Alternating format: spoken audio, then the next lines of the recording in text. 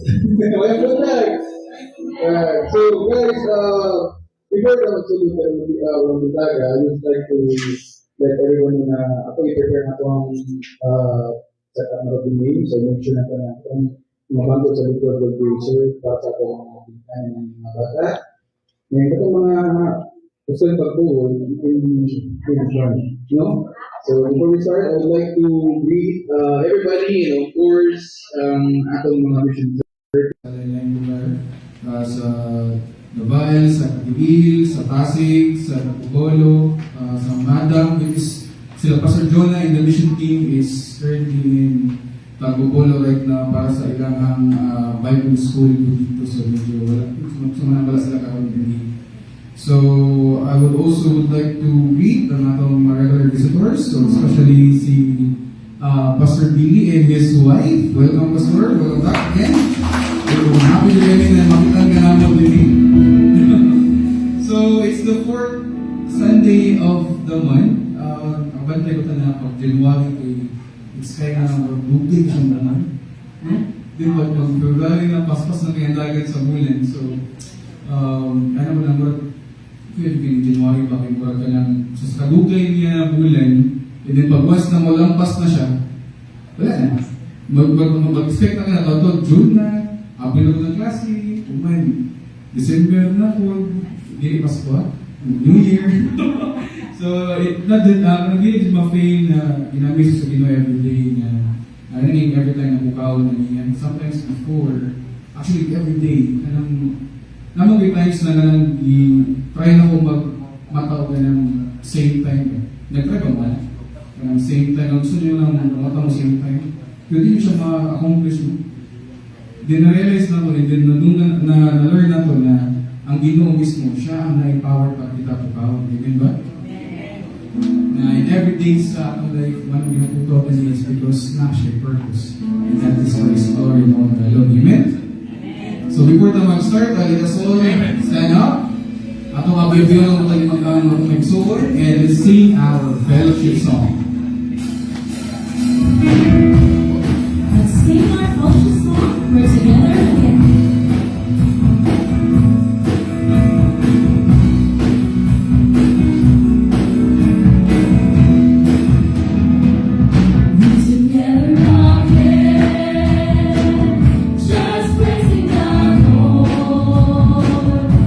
Together again, in one accord.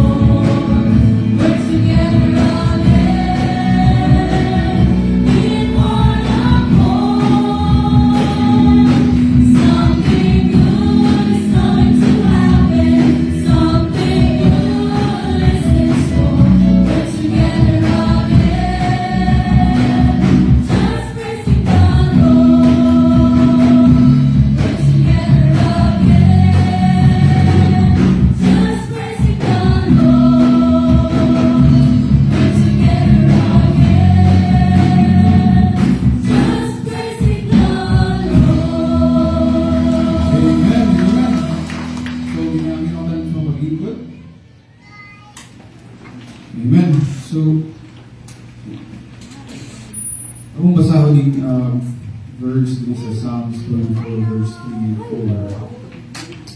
Who shall ascend into the hill of the Lord? Or who shall stand in his holy place? He that can clean hands and pure heart. Mga so 2 weeks ago, or the other Sunday, ako na-learn na we should not come to the Lord casually. No matter how much we prepare outwardly, the Lord looks at our heart above all else. So, kung sa mga prepare na po sa hapon, kagabi, sa akong suoton, sa akong kaunan niya, and everything that we prepare niya, the main purpose that we are here today is to glorify God and honor Him alone. And you know, natana lang niya ang ating pasigasi. Let us all bow down our heads and close our eyes. And let us come before the Lord with pure hearts, humbly confessing every sin and sincerely asking for His forgiveness. That our worship today may be pleasing and worthy in His presence. Let us pray.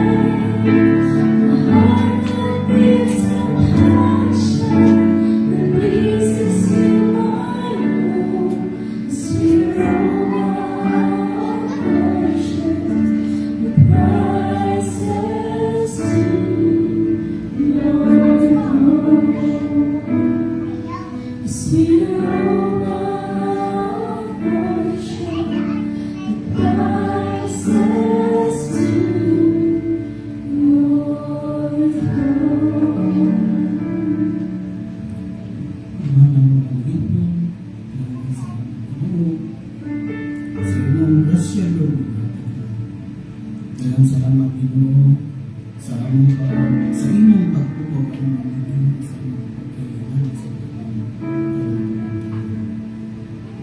dalang salamat Lord sa paggiya ng mga Ginoo ang mga sa mga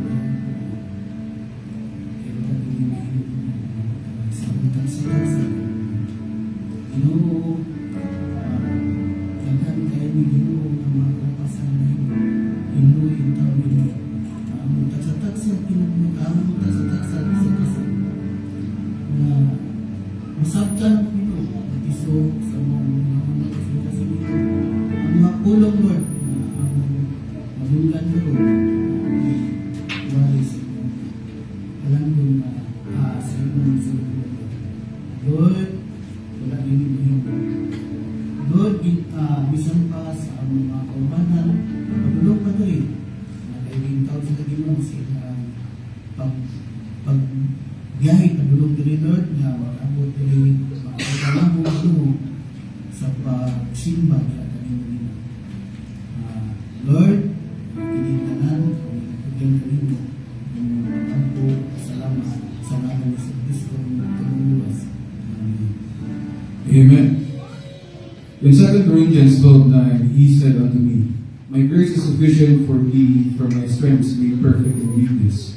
Most gladly, therefore, will I rather glory in my infirmities, that the power of Christ may rest upon me.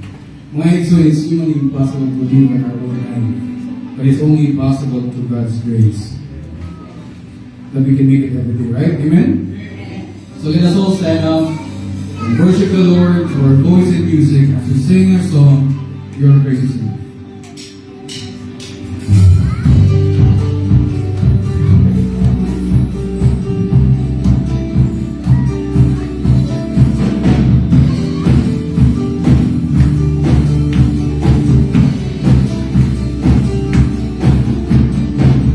Is your faithfulness, O God?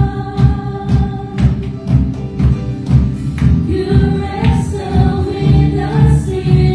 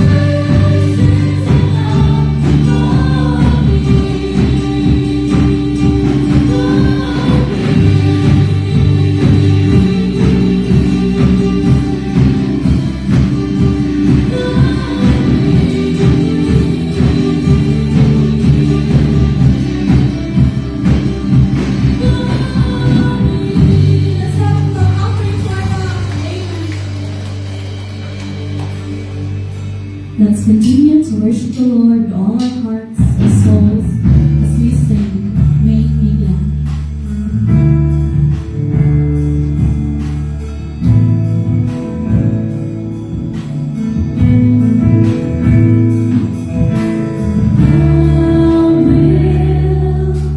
Bless the Lord forever,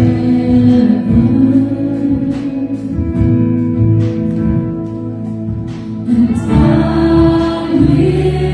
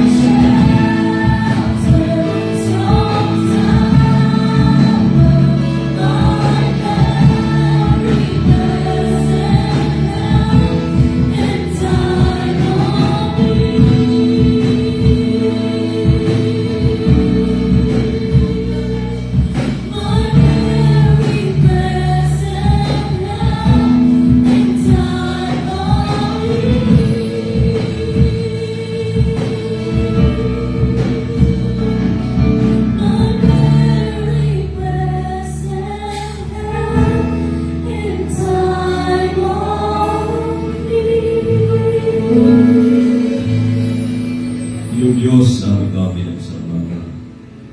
You are indeed our very present help. Ikaw ang batuo nga among saligan, ikaw o Diyos ang among katuturanan. Salamat din mo tungod kay sa matag gayon wala gid ikaw napakyas sa among kinabuhi. Salamat sa imong kanunay nga pag-uban, sa imong kanunay nga pagbiya, sa proteksyon na imong gihatag sa mga kausa. Salamat sa kinabuhi. Salamat sa mga panalangin. Salamat sa mga experience na imong ginapasinati kanamo.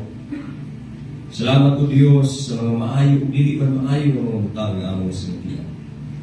Salamat Ginoo kay kung diinin tanan among makita kung kinsa gid ikaw ang higanamo, kung unsa ikaw ang pagkadiyos. Kung di imong ipaabot sa matag usa bitudlo man higanamo. Nga luyo o Diyos sa mga kakulian sa kinabuhi, ana ikaw wala ikaw ay pasagad. Salamat Ginoo nga luyo sa mga kalislanan. Ano ang gihapon ikaw? Na may mga higayon nga dili namo mabati ang imuhang gugma, ang imuhang presensya, pansalamat kung kinasayod kami. Ngaluyo o Diyos sa mga dagkong sa kinabuhi na sayod kami nga naa ikaw. Ana ang imong mga kamot nag-aaga ka namo, ana ang imong mga kamot o Diyos nga nagagiya ka namo. Salamat, salamat, salamat niya na kanang Diyos. Kung sa among ginapaabot nga na kanimo, nga among mga pagsimba, nga among mga pagdaig, nga among pagkasalamat. Ikan o Diyos sa kiniladmang sa among kasing-kasing, among inigatuboy nga nakanamong Ginoo, nga among mga pagdaig. Among pagabayawon pagayod, among pagsimbahon pagayod, ang among buhi, ang imong buhi nga pangalan. Sa among pagpadayon sa among panimbahon, hinawag nga ikaw mahimaya, hinawag nga ikaw mapasidunggan, bisan pa usap o Diyos sa mga pulong nga among madungog karon, hinawag pa nga ikaw magatugot kayo ng ini-adunay kahimuan sa among kinabuhi. Panalangini kini nga among panimbahon, panalangini ang imong pulong, bisan pa usab sa among mga kaubanan, sa mga missions Ginoo, ikaw usab ang pamuhat sa ilahang kaliwala, sa ilaha dito sa Samati, ibabanan ni Pastor Jonas, sa mission team, ikaw usab ang panalangin sa ilahang mga gimuhatong dito, bisan pa Ginoo sa among mga kaubanan sa Pasig, sa Nabal, sa Pagpulo, sa Madang, sa Katiil, ikaw o Diyos, pamuhat sa kalimbahon nga among paghimuon karon, o bisan pa usab sa among mga kaubanan nga naa pa sila ang dalanon, ikaw magagiya kanila proteksyonin kung itugot Ginoo nga makaabot usab sila dinhi nga andam nga modawat sa inyong mga pulong. Lord, may open our hearts, our minds, our understanding, ikaw Ginoo magatugot nga ang pulong gayud nga among madungog karon kay makahimaya kanimo ug makakontribute Ginoo sa among pagtubo isip ng Kristohan. Dalaygon ka sa walay kapusan. Hindi mo naman ginabalik, ginitanan sa pangalan ni Kristo Jesus. Amen po, amen. Nag-aakulit ko yung matagsa. Sa dili pa kita magapaminaw sa tulong sa Diyos, na dunay mag-aapabot o special number, alam sa mga pagawin.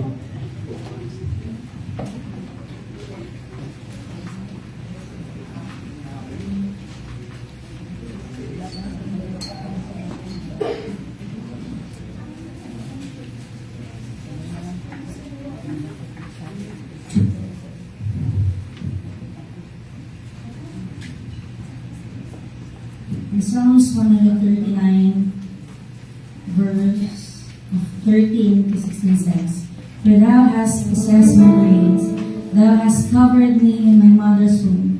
I will praise thee, for I am fearfully and wonderfully made. Marvelous are thy works, and that my soul knoweth right well. My substance was not hid from thee when I was made in secret, and curiously wrote in the lowest parts of the earth. Thine eyes did see my substance, yet being unperfect. And in thy book all my members were written, which in continuous were fashioned, when as yet there was none of them.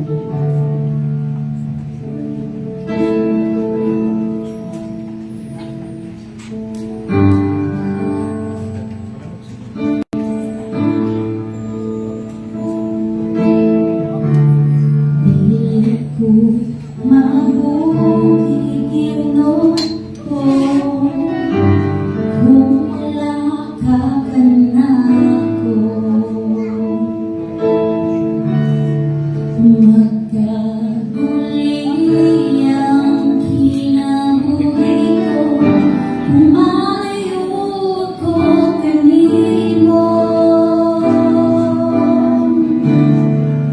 Ang imong pulong, mao'y akong kalabot. Alam ka na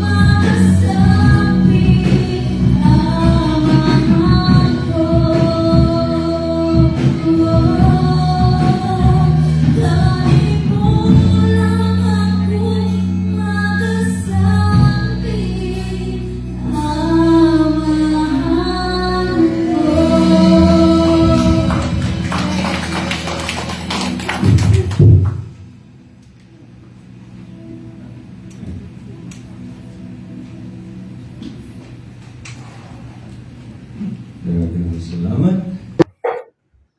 Katong a song that was actually the favorite song ni Pastor Jayman.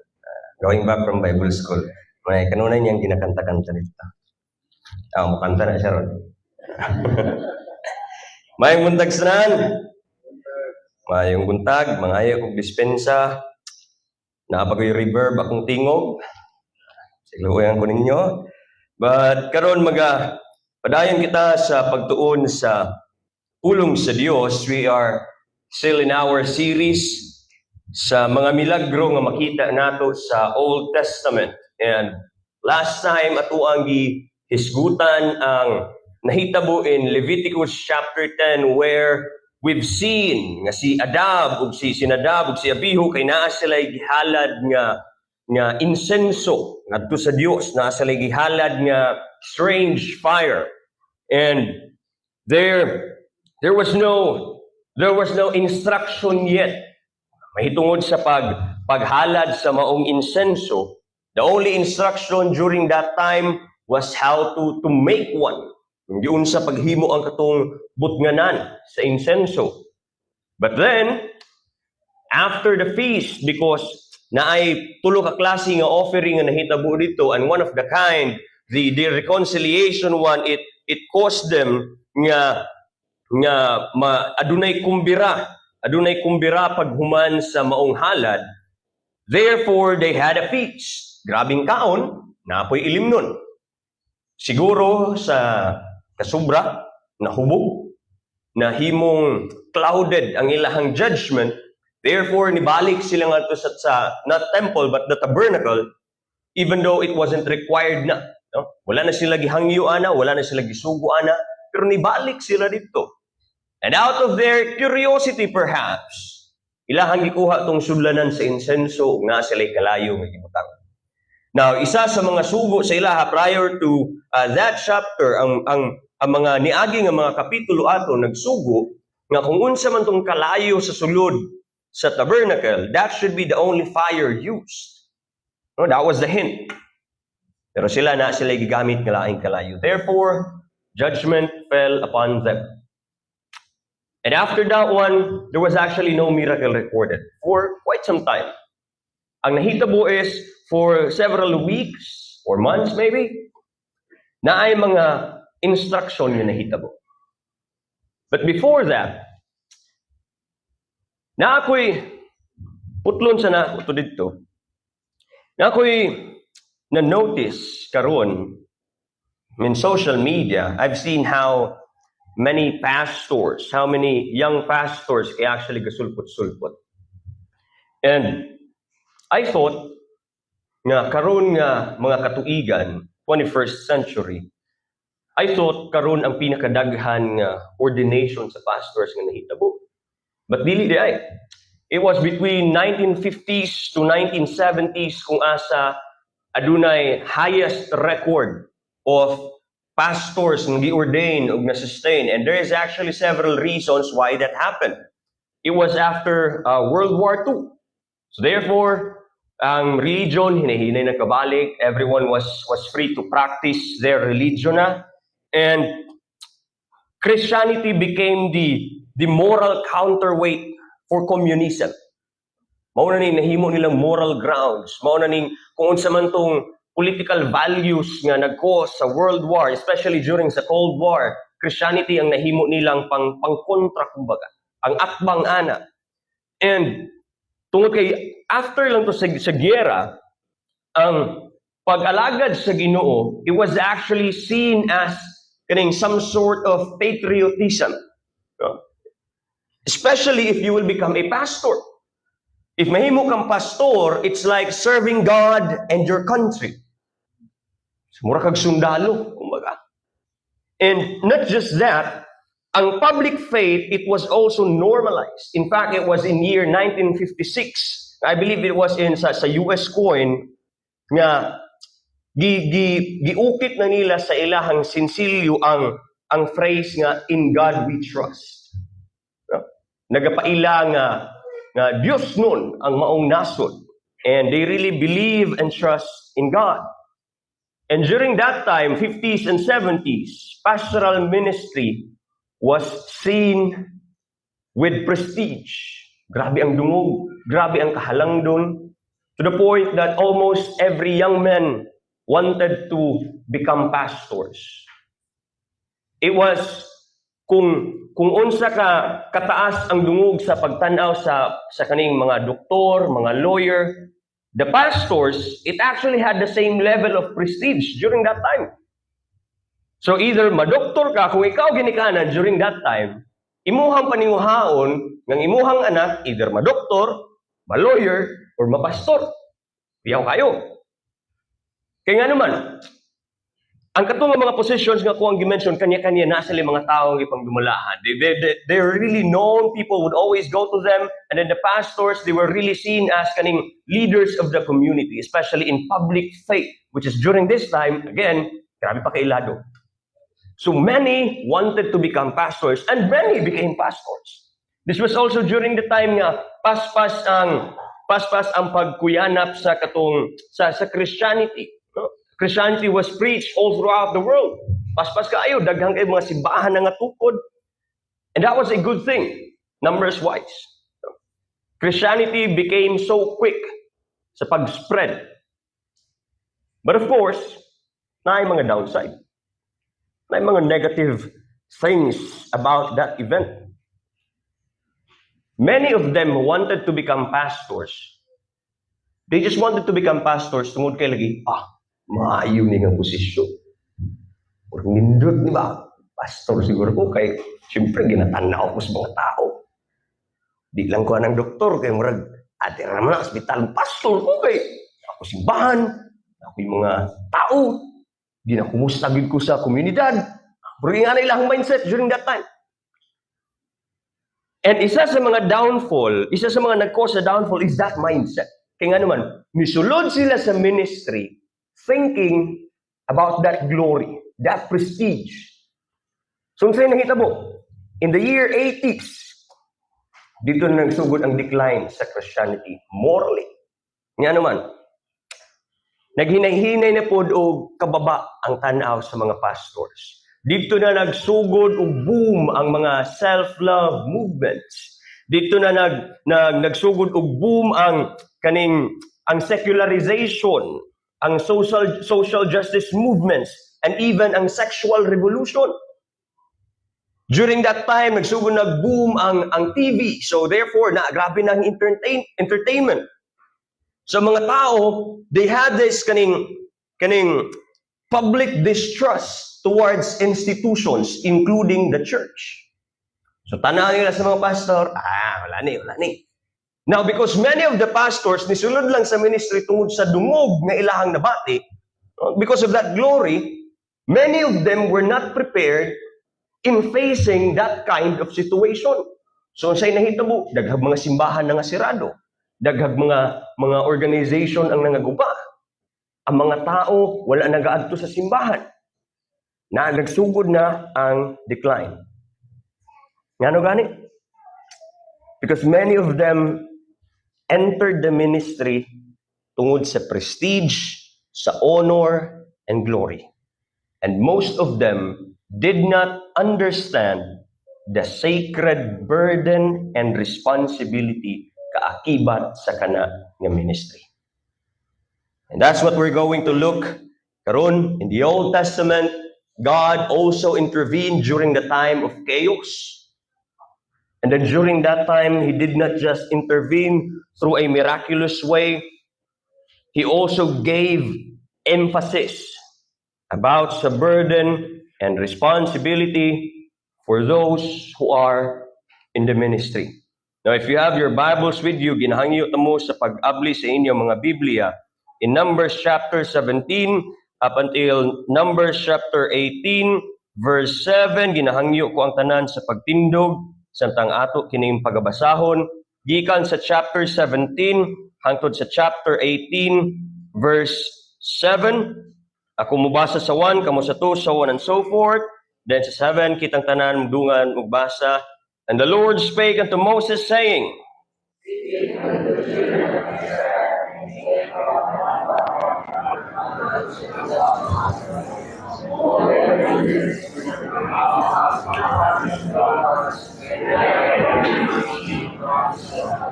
And you shall write Aaron's name upon the rod of Levi, for one rod shall be for the head of the house of their fathers.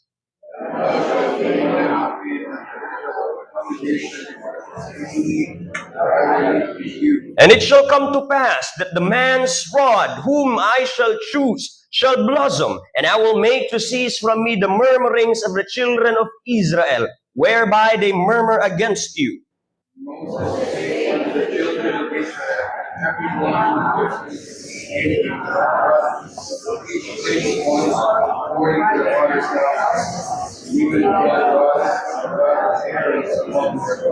And Moses laid up the rods before the Lord in the tabernacle of the witness.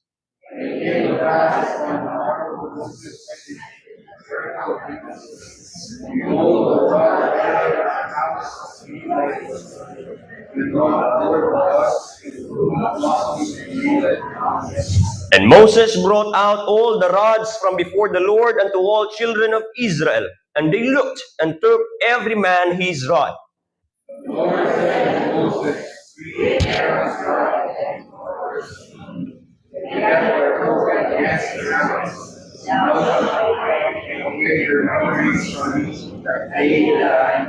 And Moses did so as the Lord commanded him, so did he.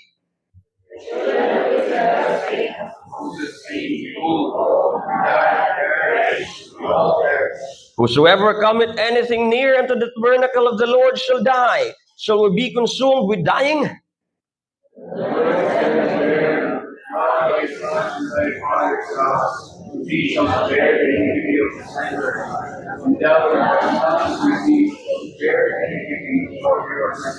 And your brethren also of the tribe of Levi, the tribe of thy father, bring thou with thee, that they may be joined unto thee and minister unto thee. But thou and thy sons with thee shall minister before the tabernacle of witness.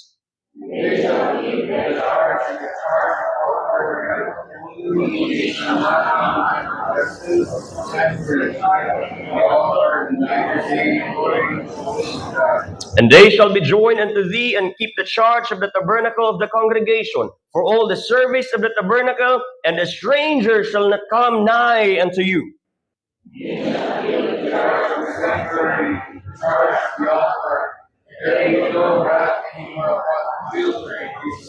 And I, behold, I have taken your brethren, the Levites, from among the children of Israel.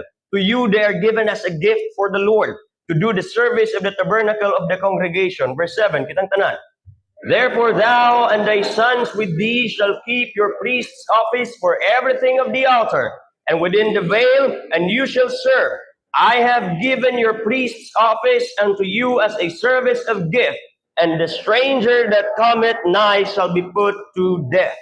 Diyos, magapanalangin siyang pulong, panglingkod ang matag usa. Now, after the strange fire, sama sa kuwang ingon, there was no miracles yet. Naapay mga gikan dito sa chapter 11 ngadto sa unahan after the event dito sa tabernacle kung asa namatay ang mga anak ni Aaron. Ang nahitabo is God gave them instructions. And this is part of the plan. Kaya nga ano gani?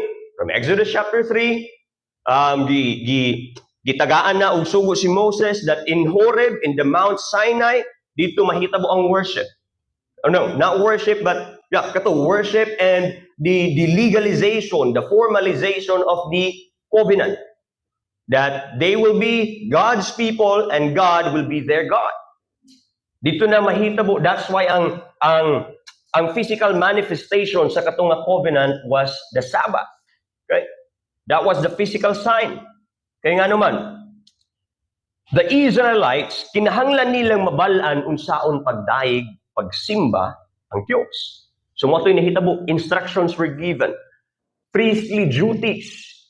Ang mga instructions about ana, it was also given how they should approach the Holy One. Mo ito'y gihatag, mo ito'y gi-establish during that time. Naa dito gitudlo ang moral and ceremonial holiness. Naa dito blessings and curses. It was mentioned in between. Ang unsay mga himuon sa Day of Atonement, it was mentioned there.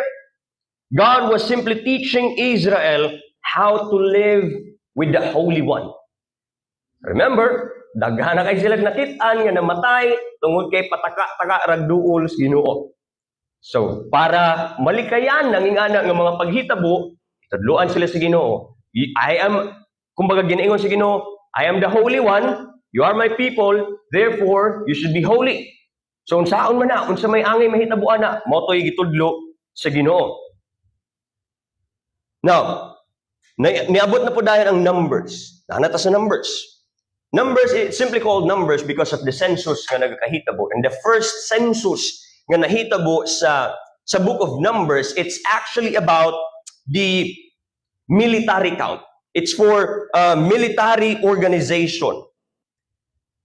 Ang gi-count dito first were 20-year-old men. Okay? At least 20-year-old, mo na pinakabata and up. Kaya nga naman, for military purposes. This is now a new nation. This is now a formalized nation. So giihap, pila man kabuok mga tao ang pwede mahimong part sa military sa Israel. So it was counted. And after it was counted, giplastar na. Asa man mo puyo si Kuan, asa mo puyo ang kani nga tribo, asa mo puyo si kani, plastar. And aside from that, in Numbers, early chapters, ang priestly duties mentioned gihapon. Dito na po giisgutan. Dakto nga pagkastorya, Israel is now organized. Plastado na. Nasud na gyud sila. Di na sila ingon nga mga langyaw. They are a nation now, a structured and organized nation. After those instructions, you would expect a party or something nga murag magmaya sila. Kaya di ba? Plaster na sila. Na-establish na ang ilahang nasod. But somehow, wala gihapon na usab ang kinaiyahan sa Israel. All the murmurings nga nahitabo dito sa Exodus, somehow nahitabo gihapon here in Numbers. Numbers chapter 11, the first portion of this miracle. Ang kalayo sa Dios ni abot na pud sa mga tao. But only to those who are in the outskirts of the camp. Dito sa likod-likod nga bahin. It consumed and killed those people. Kaya nga naman, they murmured. Nagyaw-yaw na pud. And somehow, katong mga pagyaw-yaw, kay naka-entice, naka-cause of chaos within the camp. In fact, nag-cause siya og domino effect, which tanaw na to karon daghang kay mga pagyaw-yaw nga nahitabo. People murmured nga naman. They were thinking again of Egypt. Una-una, unsa na nga sagpa sa Dios. In between sa Leviticus and Numbers, nag-establish siya. This is how you should worship me. This is how you should approach me. De paghuman na, nagyaw-yaw ang mga tao kay nga naman, they were thinking of Egypt. From the very place that God has saved them. They were thinking of Egypt. Tanaw, Numbers chapter 11, verse 4. And the mixed multitude that was among them fell a lusting. And the children of Israel also wept again. Unsay lang yun? Who shall give us flesh to eat? Kay mana raman ang ilang pirmi kinaon. So nangita na po sila og karne. Remember, dito sa Rephidim, during the time nga nagyahoyo sila mahitungod sa karne, they were supposed to just ask God ug tagaan sila sa Dios. But they didn't. Nagyaw-yaw. Pero itagaan na gyapon sa Ginoo. You would think nga, they already learned their lesson about sa kaning karne. Wag gyapon. Yaw-yaw sila. Unsay lang ingon. Tanawa, verse 5. We remembered the fish, which we did eat in Egypt freely. The cucumbers, the melons, the leeks, the onions, and the garlic. Naghinumdum sila sa mga isda. So, unsa pa? Sa mga sibuyas, sa sibuyas dahon, sa mga ahos. Verse 6, but now our soul is dried away. Kaya ano daw? Because there is nothing at all beside this manna before our eyes. The very provision na ginahatag sa Dios matag adlaw. Why pakyas? Every single day, na ay mana. Unsay ilahang ingon, balik-balik naman yung mana. Wa na ilain ani. Sa unang lami kayo mong kaon, na isda, na bumbay, na ahos, na sibuyas dahon. So may maluto ano nila? Sinugba. Sinuglaw. Yaw-yaw sila kay ngano, murag mana. ilaha pag yung gibugal-bugalan ang mana nga gihatag sa Dios. Verse 7, and the manna was a coriander seed. Kabalo mo sa kagamay ng coriander seed, gamay ra gyud ni. Ano sila, may pagkasuran, naisda na ikuan, kaning mana, gamay kayo. Yaon sa pag-ideya yun. And the color thereof as the color of bdellium. Kaning bdellium, luspad ni og color. Puti-puti nga yellow-yellow. So, lakto yung pagkastorya, ginaingon na nila, it's not really rich in taste. Tama-tama lang ang lasa. Ang bdellium, it's actually known as kaning, in its simplistic manner. Sumurag ilahan ginaingon, kaning mana nga gihatag sa Dios sa mga wailami. Wailami. May patong isda. May patong bumbay, may patong ahos, kanay kolor-kolor, kani, luspad. Reklamo sila. Kaya nga naman, pirmi man, matag-adlaw, mo ilang kinaon, sumatog isilutan sa Ginoo. Dili noon tanan ang namamatay. Dili ang tanan nagreklamo. Ang gipatay sa Ginoo, ang gikuha sa Ginoo during this time are those people who had the greatest offense nga nag-cause sa kaninga nga trouble. Motong sa mga outskirts in town, signifying nga moto'y pinakalayo sa Ginoo. Now you will think, okay na, kinasilutan na. Wala gihapon. Numbers 13, dito gisugo na ni Moses magpadala og 12 spies sa Kanaan. Kaya pasulod naman sila sa promised land. Pasulod na, padala og 12 spies. Pagpita nila dito, ang pulo ka mga spies kita sila, na mga higante. Alanganin, atras. Pero si Joshua o si Caleb, ang ilahang nakita, hitik ng mga bunga, ang honey, mga gatas. That's why they called it as unsa, land of overflowing honey, milk and honey. Nakita nila ang mga maayo nga butang, but the 10 spies, ana sila alanganin. Mga matay taani, mga higante, mga naadinhi, dili kaya sa tuang militar. So pagbalik nila, hatag sila sa report. Nangasamok na pud. Kaya nga naman, their next goal after sa Horeb is to go sa Canaan. And after hearing that report, iyaw-yaw na po nag-Israel. Moses, dito sa Egypt, buhay mi, safety mi, tapos daddoon mi mo dito, patya na lang mi. Iyaw-yaw na po sila. Verse 2, chapter 14, and the children of Israel murmured against Moses and against Aaron. And the whole congregation said unto them, would God that we had died in the land of Egypt, or would God we had died in this wilderness? Moses, may pagmamatayin na lang mi din Kung gipatayan na gyapon mi sa Ginoo ning trabahuan And wherefore hath the Lord brought us into this land to fall by the sword, that our wives and our children should be a prey? Were it not better for us to return in Egypt? Tanawa, Moses, murag mas maayo pa nga mobalik mi sa Egypt. Tanawa sa verse 4. And they said one to another, let us make a captain and let us return in Egypt. Moses, pasagdi na lang mi. Maghimo na mig leader namo, mangita mig leader namo, mubalik mi sa Egypt. Kasaba na po sila sa Ginoo. Silutan na po. Yabi ni mo, okay na. Wag yapon. Dinhin na ta in number 16. After all the rebellion nga nahitabo, gikan sa chapter 11, naisa nga nag-stand out. And the leader of that rebellion, his name was Korah. We see the jealousy and envy of Korah. Si Korah, usa ka Levita, pinsan ni Aaron. Pinsan siya ni Aaron o ni Moses. After everything nga nahitabo, katong mana, katong paninguha nga mubalik sa Egypt, katong report sa Canaan, si Korah, sugod po sa gihahak. Yung sa iyahang, nasa pasumangil nga gihatag kang Aaron o kang Moses. Siyempre, si Moses ang leader god sa camp. Niya, ikaw nga nagtanaw, ngayon ka, sama ni, ang responsibilidad, ang pribilehiyo, gipasa-pasa raman sa magsuon. Eh si Moses ang leader, niya gipasa niya siyang higsuon ng priesthood, nga na si Aaron. So ikaw nga nagtanaw, sama na pabor-pabor, higit-saray dool sluwag.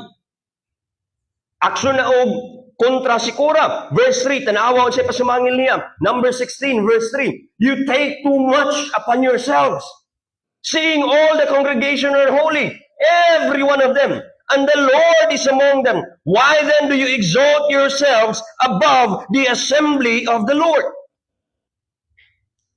Moses, Aaron, nga anong nagakinabuhi man mo nga mas labaw mo sa mua?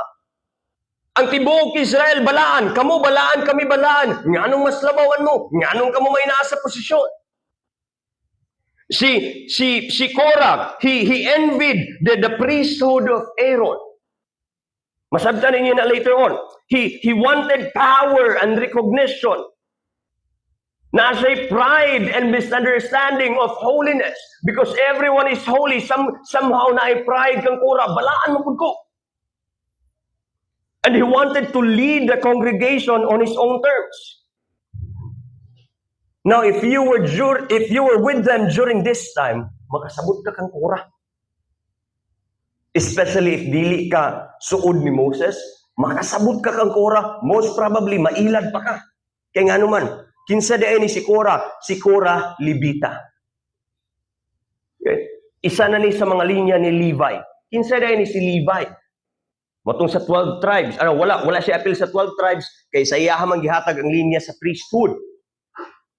Si Levi naay tulo ka mga anak nga lalaki. Si Kohat, si Gershon, ug si Merari.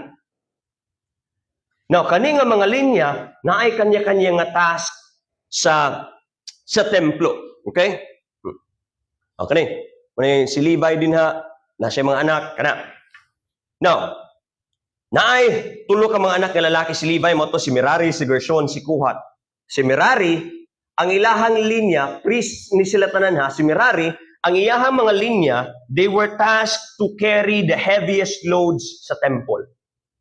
Okay? Sila tong tigkarga sa mga poste sa templo, bisag unsa nga bugat sila mukarga ana. Si Gershon, o ang iyahang linya, ang Gershonites, they carried the coverings, the curtains, and the ropes. Tanang mga disenyo din ha, ang Gershonites ang gakarga ana. Now, si Kohat, kaniya, di ba tulo to ka mga anak ni Levi para dili mo malibog. Si Kohat, si Gershon, si Merari. Naisgutan na nato ang ginabitbit ni sa Merarites o sa Gershonites. Now, si Kohat, isa sa mga anak ni Levi, nasa'y upat ka anak. Okay? Si Amram, si Izar, si Hebron, o si Uziel. Si Hebron o si Uziel, part gihapon ni siya, na sila'y priestly duties, pero wala kayo sila'y samok nga gihimo. Dinhita kang Amram o Izar. Si Izar, pati si Hebron o si Uziel, ang task nila, it was to carry the holy objects. Ang Ark of the Covenant, ang mga altars, ang katong lampstand, talang mga balaang butang, sila'y mubit-bit anak. Okay? Si Izar, si Hebron, o si Uziel, except sa linya ni Amram. Especially, sugod ila ni Moses. Kaya nga naman, Kohatites ni sila ha, kato si Amram, Izar, Hebron, ug Uziel. So in their perspective, same lang sila o ginahimo. Si Korah, anak si Korah ni Izar. Okay? Mao na papa ni Korah, si Izar. Si Aaron, anak siya ni Amram. Sa linya siya ni Amram. So ang unahuna ni Korah, pareho raman ta mga Levita. Parihara po ta mga Kohatites. Nga nung kami, tigbit-bit ani nga mga butang, tapos ikaw nga igagaw nako, kamo ang mga pare, kamo ang mga tighatag sa mga halad, ay di ni pwede. Balaan ta nga nasod, balaan po ko. How come nga mas dako ang inyuhang kuan, inyuhang posisyon? Pareho naman ta. Kohatites sa pareho. So in that aspect, kumbaga, sa kana nga perspective, masabtan nimo si Korah. But if you will dig deeper, ang goal ang motivation sa kasina ni Korah, it was simply personal. Tawhanon. God, ug tungod kay ang nahitabo ato, iyahan namang gihagit si Moses, iyahan na pong gihagit si Aaron. So sige, Unsay nahitabo? Gi-instruct sa Ginoo si Moses to gather the Israelites para makita gyud sa tanan kung kinsa ba gyud ang linya sa mga pari. And after witnessing, before sa witnessing, na 250 renowned men nga gidala si Korah. Kabalo mo unsa naka-dangerous. Remember ha, bago lang sila nagkaroon og structure. Bago lang sila na-organize as a nation. Now, na 250 renowned men nga gidala si Korah. Mga banggiitan nga mga tao, mga leaders sa ilang pamilya. Ug kanang 250 renowned men, mawala gay na sa military ninyo, alanganin mo. Si Korah ihatong gidala. Mura nagkatunga-tunga ng Israel during this time. Pero sige, sugo si Ginoo si Moses, gather all the Israelites para makitaan yun ninyo kinsa bagay tinuod ani. And then dito, naghatag po og insenso si Korah. And again, dili pwede bisag kinsa lang ang mohatag og insenso. Remember ha, unsa gani ang challenge ay unsay pasumangil ni Korah kang Moses. You take too much upon yourself, seeing all the congregation are holy, every one of them, and the Lord is among them. Why do you exalt yourselves above the assembly of the Lord? Simply saying, nganong ka may nagparik-parik? Nganong kami dili man pwede igagaw ra man ta, kuhatights ra man ta. Sige, unsay nahitabo? Sige, gusto niyo himuan niyo yung gusto. So tungod kay naay gusto pa matud-an si Korah nga pwede siya mahimong linya sa pari, gikuha niya itong insenso. Halad siya sa Dios. Then ana ang Ginoo kang Moses o kang Aaron, kamo ang inyong katawhan ilahi ninyo, ayaw mo paduula na sa ilaha. Nibulag. And then during that time, mao na tong niabli ang yuta ug gilamoy si Korah and the 250 renowned men na iyahang kauban. And after that time, you will think nga magrepent ang Israel. Wala. Instead of repentance, they followed the spirit of rebellion. Verse 41, but on the morrow, all the congregation of the children of Israel murmured against Moses and against Aaron, saying, you have killed the Lord. Dili si Moses ang ilahang ginapanamasan.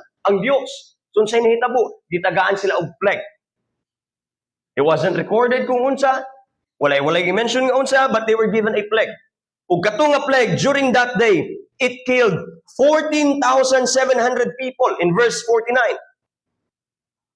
Ug kato nga plague, naundang lang katong gipatung-an ni Aaron as a priest ang congregation. Dito lang naundang. Why? Asa man na nagsugod? Sa complaints, sa unnecessary feedbacks, sa mga heavy criticisms na unsay gipatukuran. Unsay gipatukuran? Ang tawhanong kinaiyahan, ang tawhan. Brothers and sisters, concerns are always welcome. Feedback is always welcome. Criticisms are always welcome. Pero if kaninga mga butang are rooted in emotional outbursts, jealousy, and envy, it will have a dangerous effect on the congregation. Unsay giingon sa Biblia when it comes to dealing with something that you don't agree with. Kaya usahay ang nagkahitabo sa mga kasimbahanan, imbis ka magka-okay na mo, gilibak ni mo si brother sa kaninga brother, niya sa kaninga brother, niya sa kaninga brother, hangtod sa nagkatunga-tunga na mo. Wa mo kayon sa pastor, so nagsabot mo sa kaninga grupo, yan apil ang kaninga grupo, so sa initabo, nagtunga na grupo ninyo, grupo sa pikas. Tungod kay di na kayon ang grupo sa kaninga that person. Ephesians chapter 4, verse 15, you speak in love and gentleness. Matthew 7, verse 3 to 5, ang sagingon, in judgment, in saying something, we need to consider our own hearts. James chapter 1 verse 19, on sa ingon, we need to be quick in listening but slow to speak. Proverbs 15:22, we need to use wise counsel. Proverbs 16:28 and Ephesians 4:29, we need to avoid gossip or malice. Matthew 18:16 to 17, if kinahanglan na gyud, we need to follow the pattern of church discipline. And in Philippians 4:6, we need to pray for wisdom and a change of heart. When it comes to dealing with conflicts, when it comes to dealing with any envy, jealousy, ang concern, it's not biblical. Nahimo na siyang personal. Nahimo na siyang sinful concern na. Korah wanted that calling. Pero dili dito para sa iya. Korah wanted that position. Pero wala gihatag sa Ginoo sa iya. Many of us desires to be something. Many of us desires to do something. I mean, everybody is called to do something. Tanan-tana ay calling. Tanan-tana ay calling. And ang nakaapan is many of us, we desire, many gusto na sa tubangan. Dealing with people, talking to people, handling people. Same with Korah. He wanted to lead his own people on his own terms. He wanted the spotlight. Pero kang kinsa gi-assign sa Dios. Numbers chapter 17. Mao na ni ang instructions to see which line is called to do the priestly duty. Verse 8. And it came to pass that on the morrow Moses went into the tabernacle of witness, and behold, the rod of Aaron for the house of Levi was budded, and brought forth buds and bloom blossoms and yielded almonds. Kung sa'yo nahitabo ani, verse 1 nga to sa unahan. Sige, gusto ninyo makitaan, kinsay tinuod nga tinawag, pagdala mo og rod. Okay? Anong kaning rod, ginadala ni sa mga, sa leaders, prince ang gigamit din nga term. Sa leaders in every tribe, in every group. Sige, dadaan ninyo, pag ukit og pangalan ninyo, dadas templo. Danon sa'yo nahitabo. Nay instructions gihatag ang Ginoo, nay confirmation later on atuan na may sigutan. And then in sa 17, nabala na kinsa ba gitong tinuod nga tinawag when it comes to priesthood. Verse 9, Moses brought out all the rods from the Lord unto all the children of Israel, and they looked and took every man his rod. And the Lord said unto Moses, bring Aaron's rod again before the testimony to be kept for a token against the rebels, and thou shalt quite take away their murmurings from me, that they die not. And Moses, everyone misunderstood it. Kaya nga naman, mato sa verse 13, kisa may makahimo ani, mga matay ramang gihapon na itang tanan.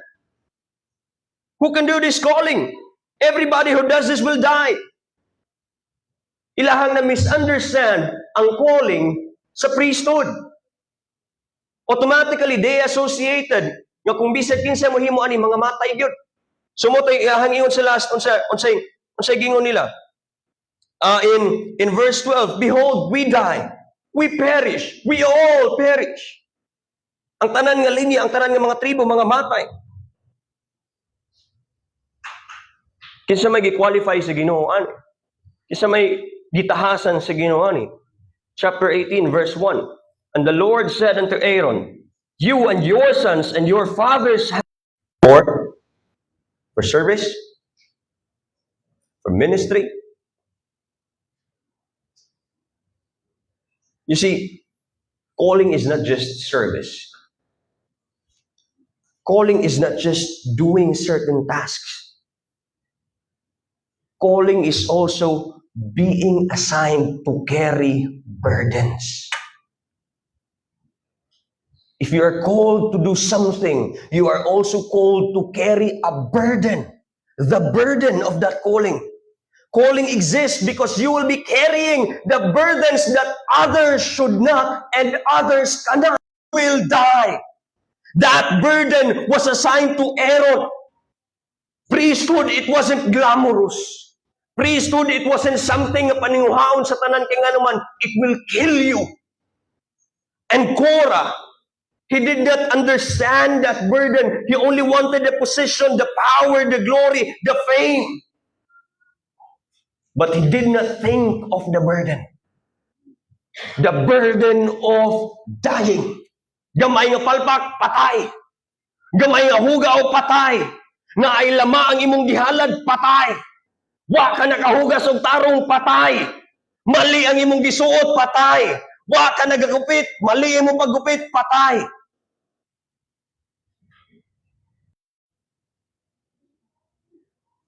Calling always carries a cost. Service will always cost you something. And I'm not just talking about the pastoral ministry. Kanang mga ministry ng inyong ginahimo. Lately, ang pinaka-na-notice na ako ng ministry would be sa choir. In fact, wala ako naging faithful sa choir. Kabalo ko, na-stress na si Ate Abet sa choir. But the burden in handling the choir, that's not on me.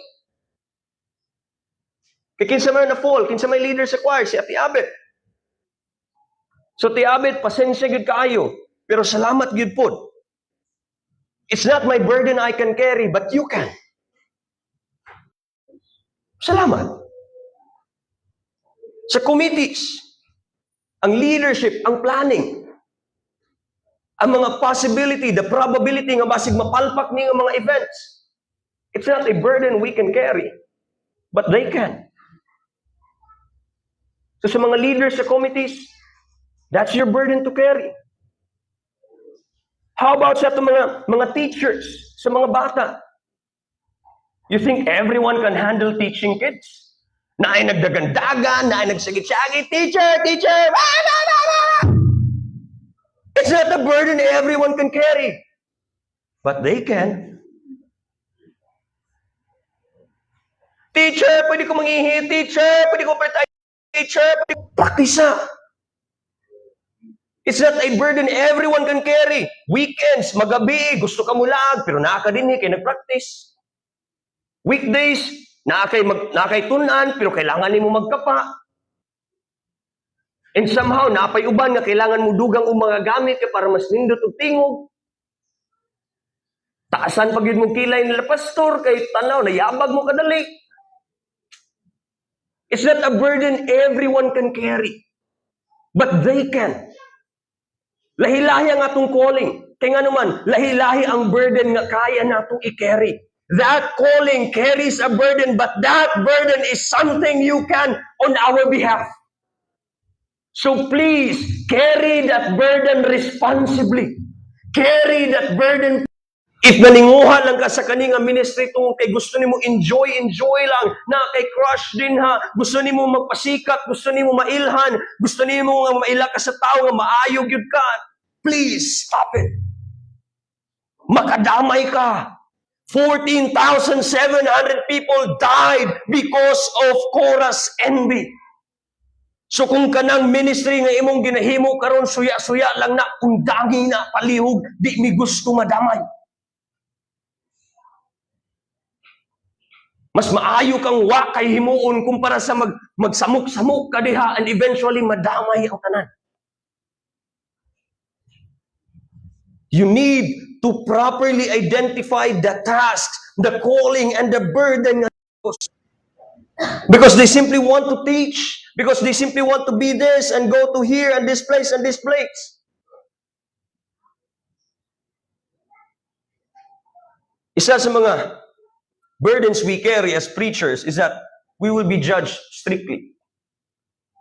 And by the time comes, if there's doctrinally incorrect ng mga teachings, that's also our burden that we need to carry.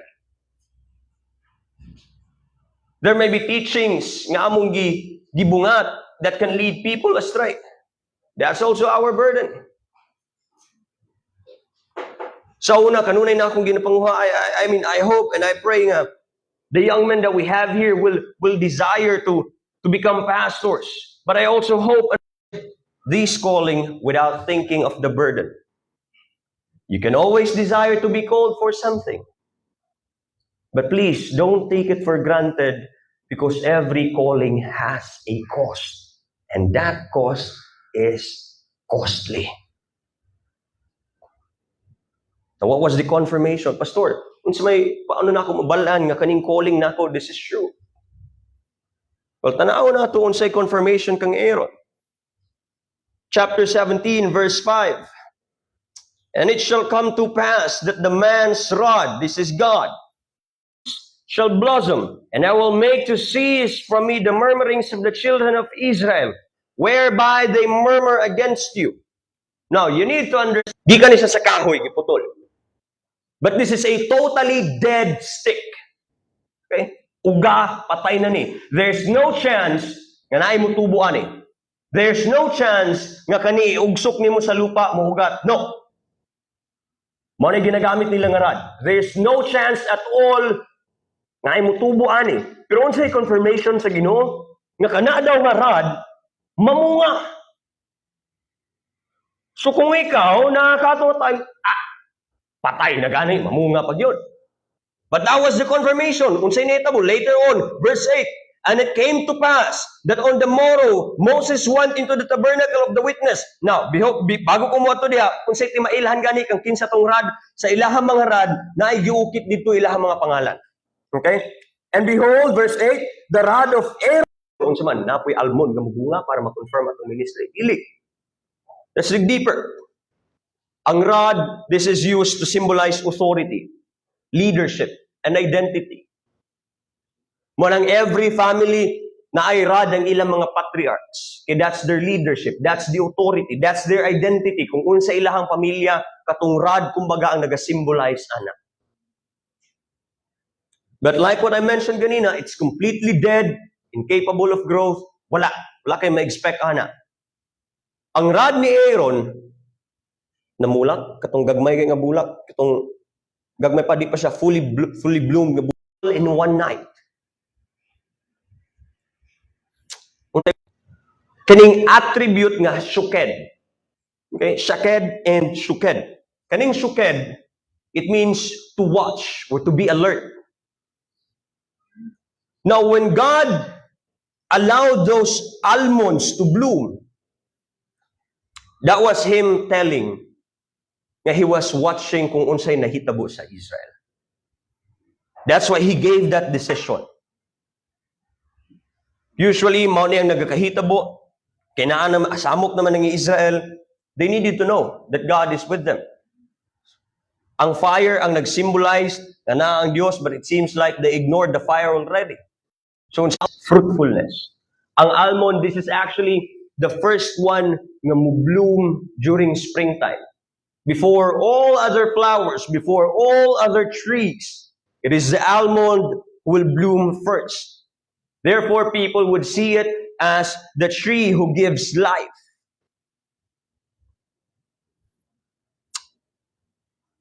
So for Aaron, it meant more.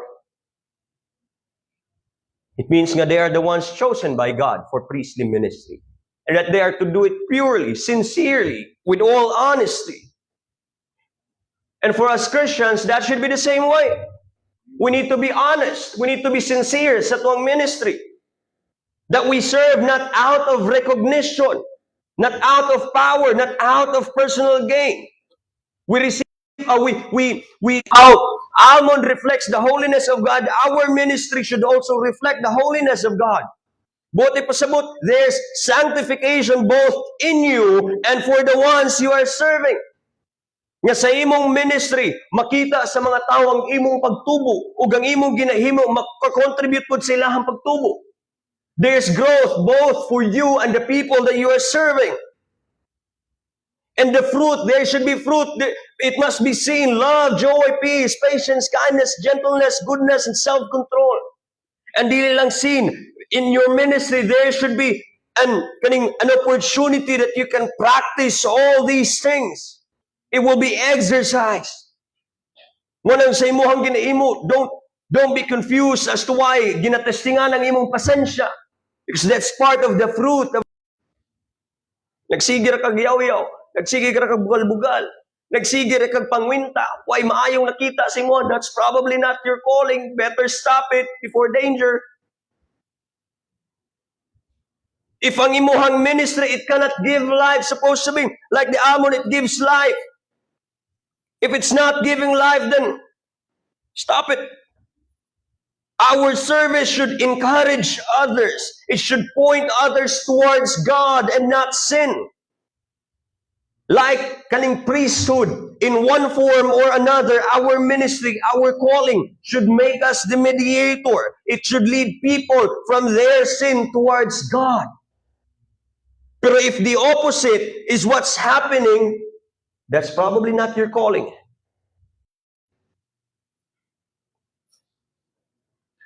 For Aaron and the people, it was a huge challenge during that time. But God was with them. And they were able nga, nakalahutay ato because God was with them and they were really called by God. Now, if I'm going to ask you, the service that you are doing karon, do you reflect all those values? Are those things exercised? Or maybe hangtod karon wala gihapon kay service nga ginahimo. Everyone here or most of us here are carrying a burden on behalf of everybody else. Undang sako, look at this people. You're carrying that burden on our behalf. Alam mo what's funny with pastoral ministry? Is usahay ang makapadiscourage sa mga pastors kay membro. Pero ang makapa-encourage ra pud kay membro. And I think it should be like that for all of us, whatever it is, not just a pastoral ministry. Music team. Kapoy na kagtugtog, balik-balik na kasi tugtog, balik-balik yung kanta, kapoy na ka, di ka gusto nimo na yung mga bagsakan noon sa ba? Kapoy na ka. Well, look at these people. They're the reason why you're playing. Committee heads carry something. So, and as our response, ginahangyo na ako ang tanan sa pagpanindog and also the music team to come here. Atong pag-awitan ng buhi nga Dios. Let's renew our commitment to service. And if you don't have a service yet, this is now the time to commit yourself for you to do service. If na-discourage ka sa mong ministry, this is now the time to renew. To renew your faithfulness, to renew your commitment. And we will do it as a family. As Bethel family. Let us renew our commitment, or let us from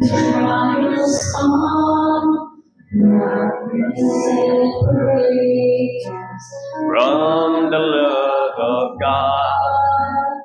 We are more than conquerors. No one can defeat us. We are the chosen generation. Let's sing it once more. We will serve the Lord.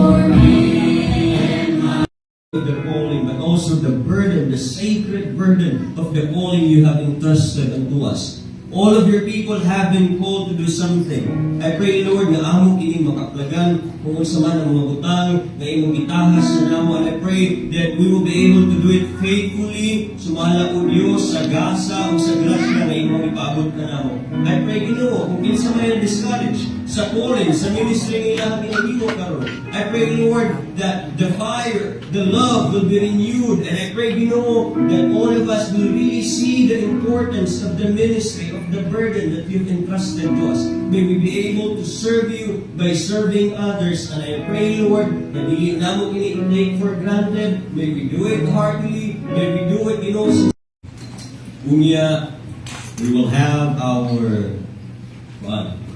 sharing, okay? May dispensa na aday ko'y appointment niya kung hanggang lockdown. So, wala na ako na consider wala ka ako na mission team karon together with Pastor John and Samati. So, si Brother Russ at si Brother Nix will take care sa inyo unya na hapon. Continue gihapon ng sharing sa mga small groups, continue gihapon. Mga small groups ninyo throughout this week, continue gihapon na. And I believe there's no meeting. Na ako ba? Is there any concern, announcement? Wala na? Okay, my soul, let us stand.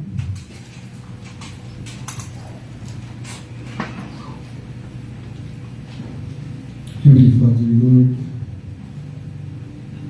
you are so gracious, O Lord. You created heaven and earth. You created everything. Makita o di makita. Nabaw ka sa tanan.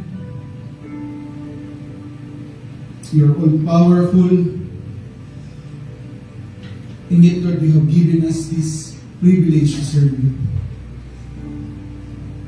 What a gracious God you are. We are not worthy, Ikaw pa ganyan nagbuhat ng mga butang, Lord, to make us worthy to serve you. To serve you. To serve you to the highest degree, knowing that we are doing these things for the glory of you. To exalt your name. That people around us makakita na nani ang Diyos na mong iniserve. But Lord, there are times na masaya glory mo. And you say, righteous mo. Please protect our hearts, Lord. Every time na muna na ang ibabing. Thank you for the message today, O God. Reflected in my mind, O God, sa mong purpose. The burden na among ginakeri sa mga ministry, sa mga calling. And also, we have to be careful, O God, na di we dapat magpadala sa mga tawhanon ng mga desires because naagi madami. Kung madala na yung division, magkasama mo, Lord, din sa sulod sa mga. Thank you for this message, Lord. We are so filled with hope na ikaw lang, Lord, ang naigahon. Aron na magpadayon kami, Ginoo, sa mga nga, sa mga ministries. Magpadayon ni Ginoo sa matag adlaw.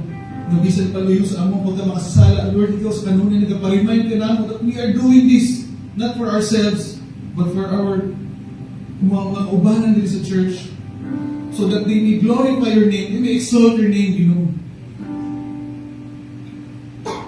What a privilege we have to serve. Self-righteous Lord sa mga ministry. Thank you so much. Thank you so much for this opportunity na madumog na ang kaning sermon. We pray also, O God, na ikaw magkapataliwala, Lord, sa uban pa ng mga balawag ng mga. Ikaw po, Lord, mag-aambing sa mga kaubanan na naroon dito sa mission. Ikaw magpabalik rin kanila na sa ito. I am praying for each and everyone, O God, na walay lain na gina-desire.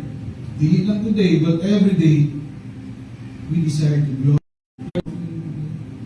Ikaw maghapot ka ng wisdom, how can we manage this, O God? Bisa pa man, Lord, sa mga kaubanan ng mga missions, Lord, na nakuha silang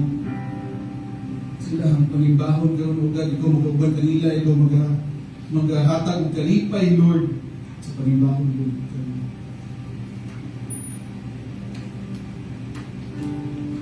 Have mercy on us. Have mercy on us. Salamat, Lord, sa tanan. Angay matarong lang with Lord, nidalagon ka sa kulay ng kapuso. Tanan mo, humaya, kaling mo lamang o Diyos. Ako salamat din mo, ngayon sa bulingalan ng Jesus. Ngayon, pugto man ang panginoon ng Diyos. And now to him who is able to keep you from falling, and to present us faultless before his presence with exceeding great joy and glory. The only wise God, our